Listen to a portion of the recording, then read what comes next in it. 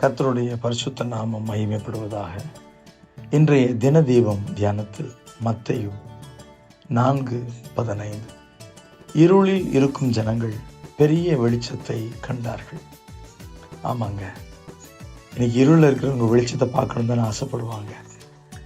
இந்த இருள் அப்படின்னும் போது மக்கள் படுற கஷ்டம், வேதனை, பயம், கவலை, பாரம், என்ன செய்யணுன்னே தெரியலையே, பிசாசின் வல்லமை, இதில் இருக்கிற ஜனங்க வெளிச்சத்தை பார்க்கணும், எப்போ என் வாழ்க்கை மாறும் அப்படின்னு யோசிச்சுட்டே இருப்பாங்க. நிச்சயமாக மாறும். இயேசு தான் அதை மாற்றுகிறவர். இயேசு தன்னை குறித்து சொல்லுகிறார், மெய்யான ஒளி. அந்த மெய்யான ஒளியாக இயேசு எல்லா இருளையும் நீக்குவார். மரண இருளின் திசையில் இருக்கிறவர்களுக்கு வெளிச்சம் உதித்தது. சாவை பார்க்கிறவங்க வாழ்வாங்க. இயேசு வாழ வைக்கிறவர். ஆமென்.